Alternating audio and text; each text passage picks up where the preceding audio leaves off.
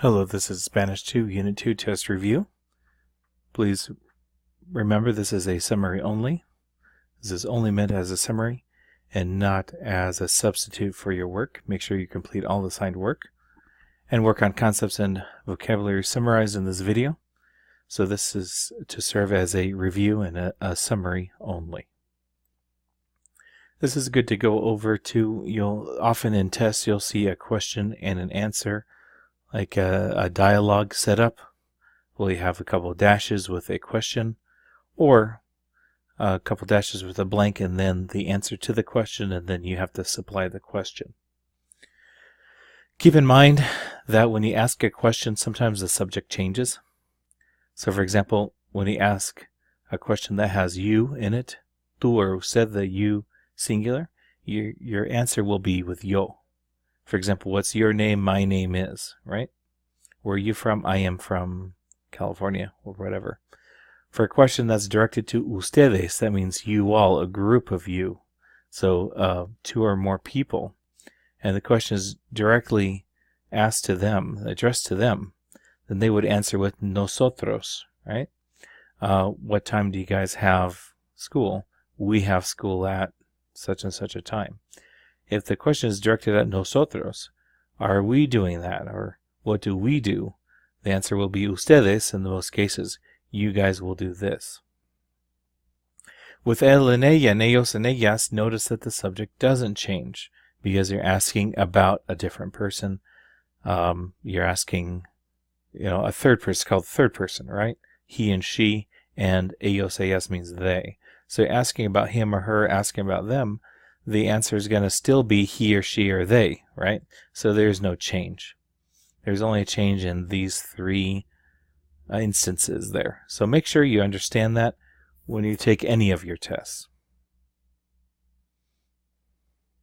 Vocabulario, extracurricular activities. Make sure you're familiar with these activities. They can be found on page 46 and 47 of your textbook. El ajedrez, chess. Jugar a los bolos, play bowling. Jugar al hockey, play hockey, to play hockey. El equipo is a team, like for sports. El equipo. El club is the club, of course. So el club de ajedrez, you can have a chess club. El equipo de basketball, you can have a basketball club. El equipo de natación, a swim club. El equipo deportivo, el equipo de deportes, a sports club, athletic club. La banda, la orquesta, el coro. Those are your musical groups. La banda, band, orquesta, orchestra, and el coro is a choir. El bailarín, la bailarina, that's dancers. All right, male dancer, female dancer. Fotógrafo is a photographer. La fotógrafa is a female photographer. So you have male and female there. El músico, la música, músico is musician. And la música as a person is a musician. Now, you know probably the word la música from escuchar la música, right? To listen to music. So la música could mean music itself, or it can mean a female musician. You just have to make the decision in the context of which makes more sense. El animador and la animadora. This actually means a cheerleader. A cheerleader. So you have male and female cheerleaders. El en la cantante. Cantante is a singer. Grabar una canción. There should be an accent on the O here. Grabar una canción is to record a song. Grabar. Una grabación is a recording. Hacer gimnasia is to do gymnastics. Natación, swimming. And artes marciales is, of course, martial arts. Then we have some more vocabulary with extracurricular activities. These are technology-based vocabulary words. Hacer una búsqueda, to do a search. This is more commonly used with web searches, right? Search engines and so on and so forth. So búsqueda is a search. It doesn't have to be a web search, but that's how they use it in talking about technology as well. Hacer una búsqueda, to perform a search. Estar en línea is to be online. Estar en línea. Visitar is to visit, like visit a web page, for example. Or you can create one. Crear una página web. Okay, so crear, AR verb, means to create. Even you can kind of see the word create in there, create a web page. Navegar en la red is to surf the net or navigate the net.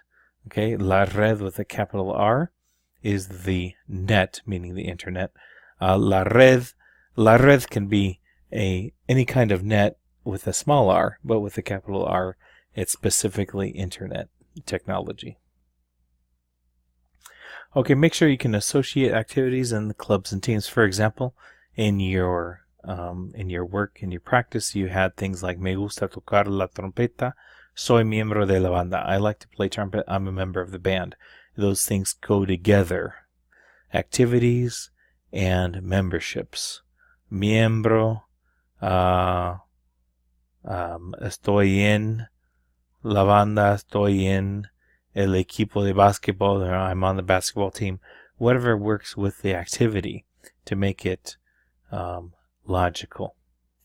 Me gusta jugar al ajedrez, soy miembro del club de ajedrez, right? I like playing chess, and I'm a member of the chess club. Things like that. You want to be able to associate those activities with clubs and teams, as you did in your work this unit. Tanto como and tan como. This is a way to make it to make a comparison, but you're saying as many as or as much as.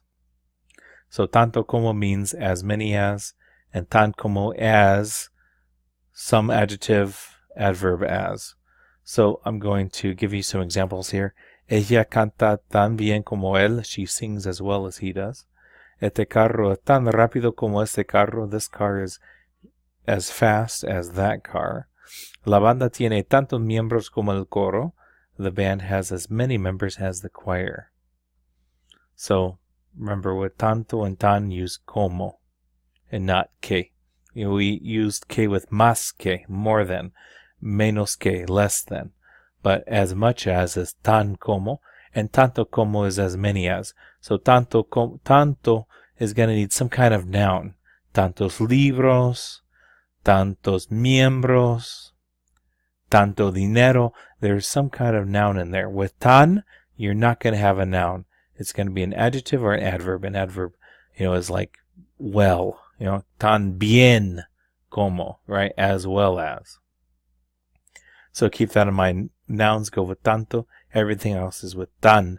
And they both end with como after the noun or the adjective or adverb in this case. Conocer and saber is another important difference. These both mean to know. In Spanish, conocer means to know a person, place, or situation. It really means to be familiar with. And note the irregular yo form. It's yo conozco. Yo conozco. And using it with people, because often you were talking about knowing people, you will say conocer a with the person. For example, conoces al maestro? Do you know the teacher? That's familiarity. But saber is to know facts or know how to do something. And the yo form is quite irregular in saber as well. So it's important to memorize this. It's yo sé. Yo sé. And as an example about using it with a verb, how it means how to do it. ¿Sabes jugar al ajedrez? Do you know how to play chess? Now, in English, we often use the word can, right? Can you play chess? Meaning, are you able to? Do you know what you need to know to play it? Well, in Spanish, you don't use puedes. If you ask puedes jugar al ajedrez, you're asking if they're, if the circumstances permit. With sabes, is like, do you know whether or not we have the space to play and we have the ability to right now in this moment, but do you know how to do it? That's how you use saber. With an infinitive verb, always use it with an infinitive. Sabes jugar. So 2 verbs in a row, that second one's going to be in the infinitive. Okay, ir with ir as present tense plus a plus a verb. This is a way to say what somebody is going to do, usually in the near future. Use the present tense of ir with a with the infinitive verb. Voy a estudiar.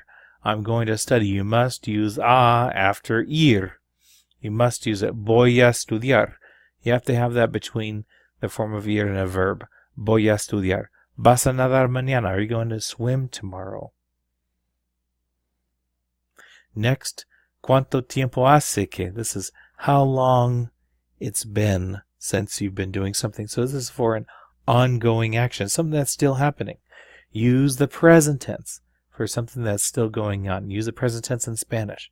In English, we use have or has been. For example, I have been working here for 3 years. For example, we would interpret that as I started 3 years ago and I'm still working here, right? That's how we would say that.